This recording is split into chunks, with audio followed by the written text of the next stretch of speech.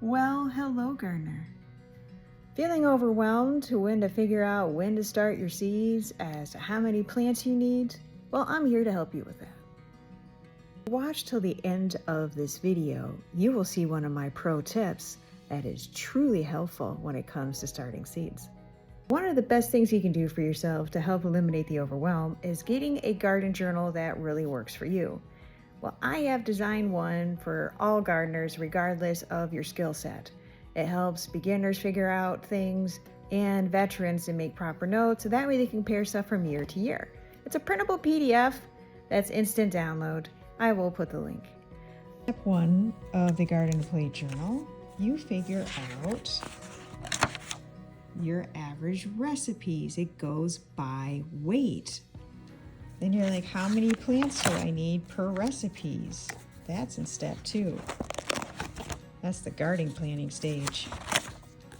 So I have here my average yields as reference material. I took all of my recipes and then I figure out the plants I need. Here in Southeast Michigan, Zone 6, I already have a lot of the common vegetables as reference material ready for you to figure out. I help out the garden community in multiple ways, such as sharing my recipes that utilize the harvest by using fresh on hand and preserved items, because I once faced serious overwhelm because I got really good at growing and I got way too much of abundance and then I was overwhelmed. So the process of my journal and the things that I share in my content helps eliminate that because I came up with a really great process. And I want to share a lot of that with the garden community. Things that I've noticed in most journals is there's not really a good amount of space. So I got a grid system, I drew out my garden, and then I section it by what the boxes are so I can figure out. That way I can figure out all of the companion plants, all of the main plants that are going into it. So that's why it's the next step in planning. After you figure out how many plants you need, it helps you figure everything out. I have a great playlist for starting seeds indoors. Step-by-step process goes in depth of everything that you need covered, such as how to prevent damping off, a lot of things that gardeners face when it comes to starting seeds. Create a shopping list of all of the plants that you figured out you wanted, and if you go to the nursery, which ones you would want, and your materials that you'll need to start your seeds and what have you throughout the season. Each section you can print and put a notes in here. This is for you to do anything that you need, what your pluses, minuses, what you notice has grew well, great notes. That way you can compare year to year. Now we're to section 3, starting seeds indoors.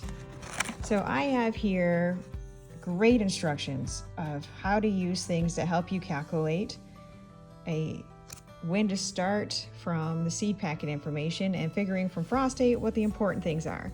So you can get to the point of basically doing this, of figuring out the last spring frost, when to sow, when to transplant to the garden, start the hardening off process before you would transplant, that's important, and the last day of harvest. The main reason that you tally all of your information from frost date to when to harden the plants off to the last day of harvest, because each plant is different.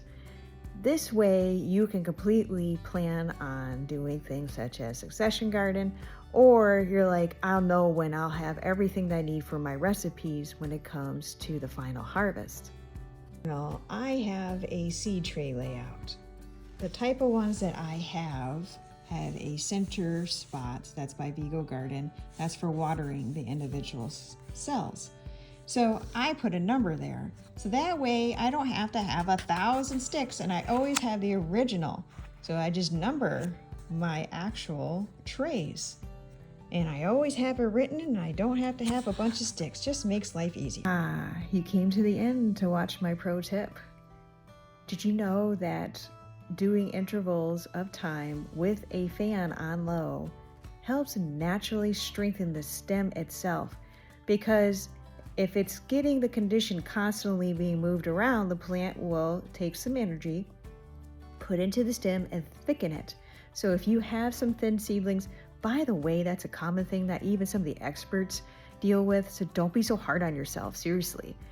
It will naturally strengthen, and then when you bring it outside and doing the hardening process, you have a leg up.